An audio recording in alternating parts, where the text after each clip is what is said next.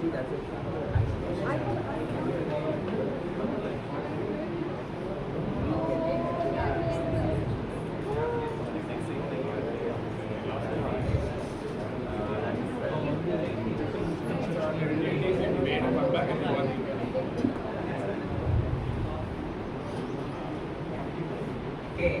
so let's go back to first grade for a moment and recall the parts of a computer. What is this part called? Okay, so why have I included this? Because in many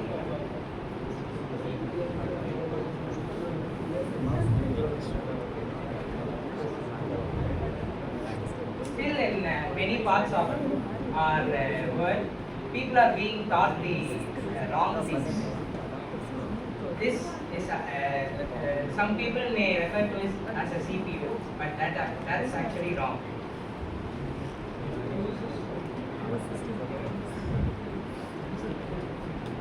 It's called the case or cabinet or the tower of the computer. So hello everyone, I am Ilaparthi and I am here to clear up some of the common misconceptions related to computers. Okay, so we know that it's not called a CPU, it's called a cabinet. But still, if you search for the parts of computer on YouTube, the top results themselves they misinform kids that it's a CPU. That's why I have included it as the first question. So which is the CPU? As electronics engineers, we already know what the CPU is, but still I'll explain. The silicon wafer and the integrated heat spreader, that is the metal plate of the CPU, you see has the branding, and all the other electronic circuitry with the connector pads underneath, that is called the CPU. This CPU goes into the motherboard which drives the CPU, and along with the other parts, it goes inside the cabinet. Okay, now we know what a CPU is. The next most important part that goes in a computer is RAM. Many people have this misconception like more RAM directly equals more performance. Is that really true? What do you think? It's partially true, but there is an explanation. This slide is supposed to have a video, but I didn't have time to record it, so I have a bottle in my hand. Here, imagine there's a tap, and here I have placed a bucket. I am opening the tap, the water fills inside this bottle bit by bit. At one point, it will be full. But the thing is, I don't want it to overflow. So what I do, I open this cap a bit and let the water flow from underneath. In that way, it won't overflow. But what happens if the water flow speed is very high?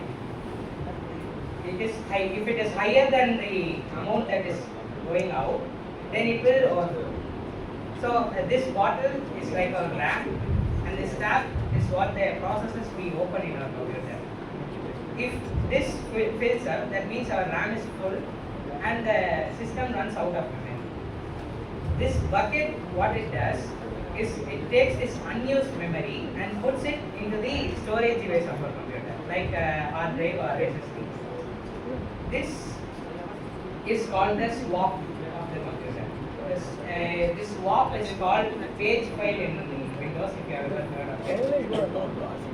What happens is, while this is moving here, we have to slow down the flow of the water. That translates to our computers slowing down.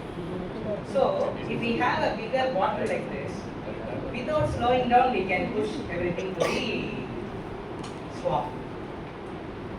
Now imagine, I have a bucket for a RAM. Do I really need a bucket for a RAM? If this is satisfying your needs, you don't need something much more than what you actually need. So, just putting more RAM doesn't affect your performance. what does affect their performance is these two parameters in the RAM, frequency and latency.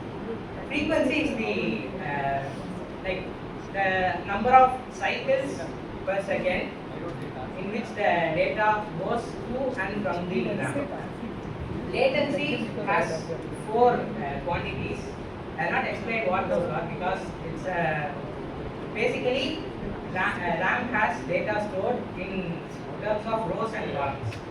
For accessing a bit of data, you have to know which row and which column the data lies in. Corresponding to the operations that are done to find that row and column are these four numbers. Okay, now we are seeing what RAM is and how more RAM doesn't make it faster. How many of you have the habit of aggressively refreshing the desktop right after booting it up? Anyone? Do you actually know what it does? What refreshing actually does?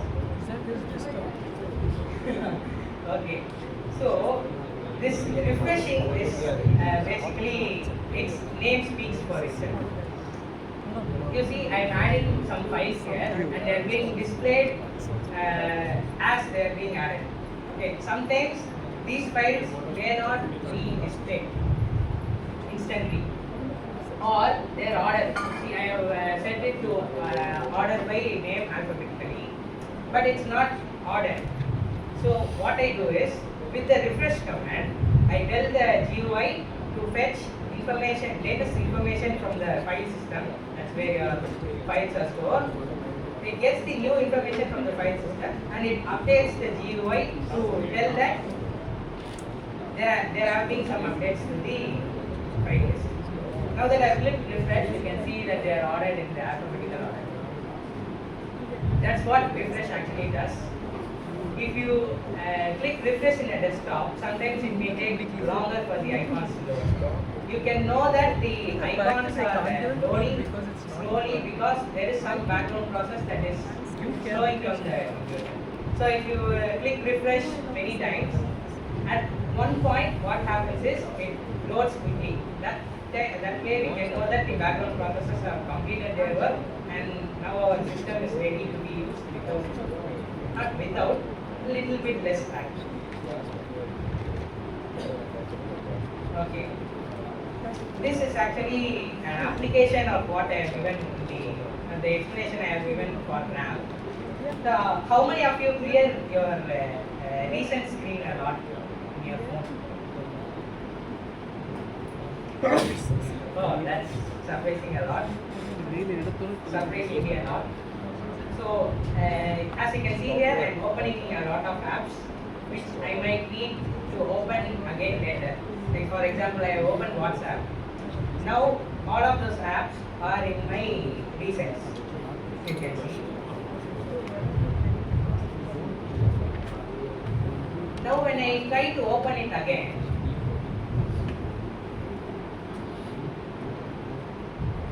it opens quite fast.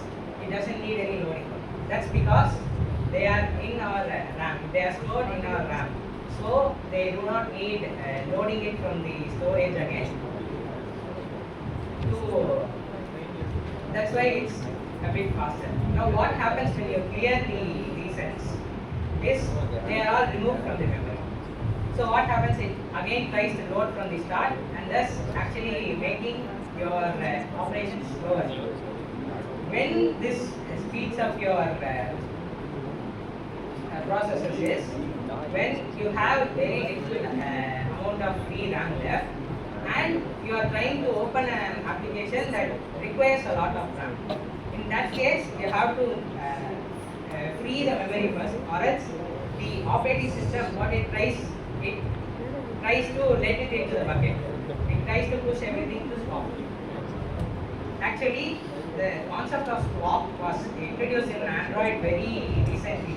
If you have seen in the marketing materials, they would have told extended RAM, extra 8 GB plus 2 GB. That 2 GB is actually from your ROM, that's your storage. That acts as a swap in the mobile phones. Before that, in the Linux kernel that runs Android has a module called ZRAM. What it does is basically, imagine there's a piston here. Okay, with the piston I am pushing the water. Imagine the water is compressible. What happens is ZRAM compresses the already available memory to make space for upcoming processes.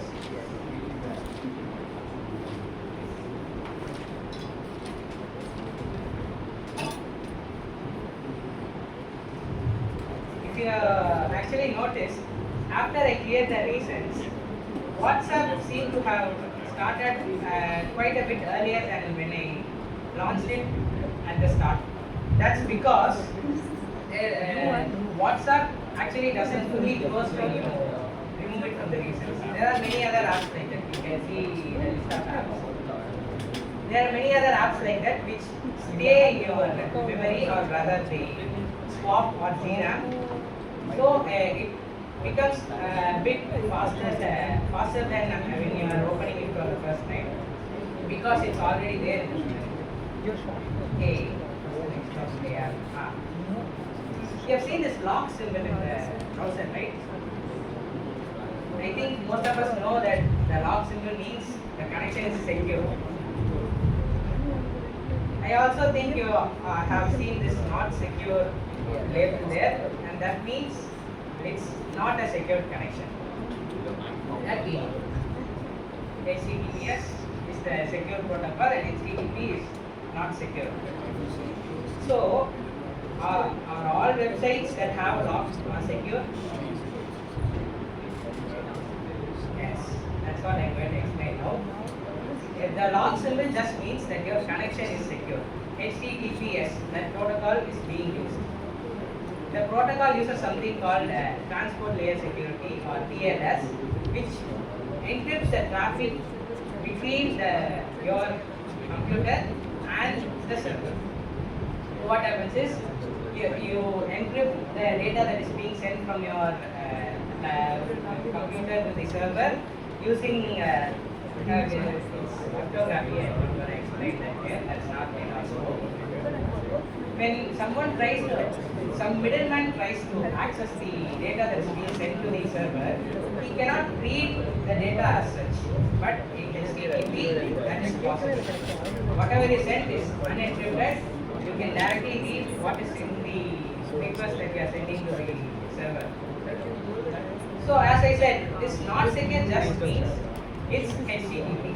But there are some HTTPS websites which can steal your data. You can see here that both of these have the lock symbol, but only one of these is the official website. The other one is made so you will fall for it and give your data to you. So that's a phishing attempt. Phishing websites are there only to steal your data. So always you have to check the domain name and not the lock symbol if you want to be safe on the internet. We are up to the final misconception. How many of you are scared to press the power button directly? Power button of your computer directly. Has someone told you that it will damage the system? This misconception stems from the history of computers. That's what I am going to explain to you now. In the early 1990s, there was a standard called advanced technology which was developed by IBM. IBM released several computers under this advanced technology branding.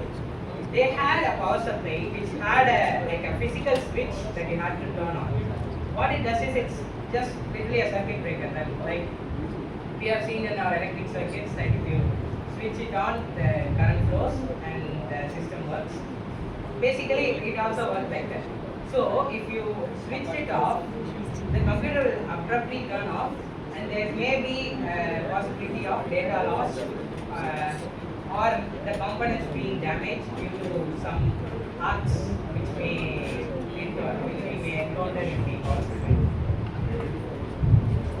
This advanced technology, though the name is advanced, it didn't have any power control systems, power management systems. So even when the computer is not running, if your switch was on, you it will still consume the same amount of power it used to. So it's a very inefficient system. So Intel and Microsoft came together to introduce something called advanced power management in 1990. This thing brought with it the power button. What it does is the BIOS will take care of the power button's inputs and it will control the system's on state by its own. But the operating system doesn't have any control over the BIOS. So what happens is sometimes if your operating system is not configured for the power button process to be recognized, what happens is the computer shuts down abruptly again. So there's again a possibility of data loss.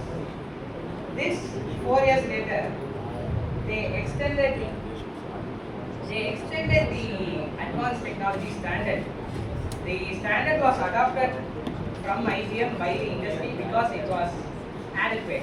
But these shortcomings made them advance it even more, and they introduced ATX, Advanced Technology Extended. This brought more focus into power management because it had a low power 5-volt rail which they can use to suspend. Suspend meaning you put it in sleep mode, right? That is called the suspend power mode.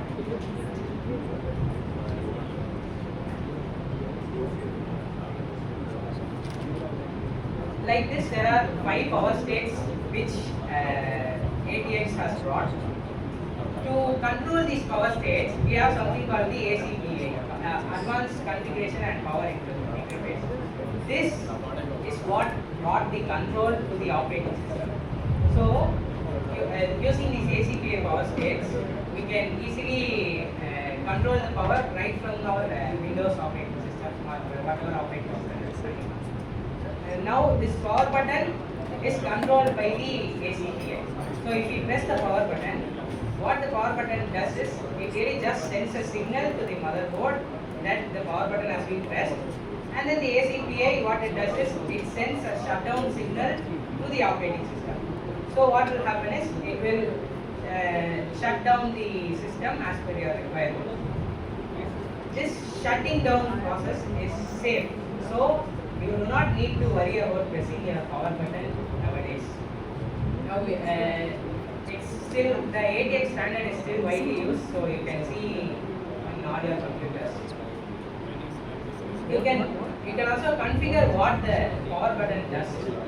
If you go to settings, system, power, or battery for Windows and Windows 11, you can configure what the power button does. Now I have currently set it to shut down when I press the power button. So let's shut down this presentation. Thank you very much.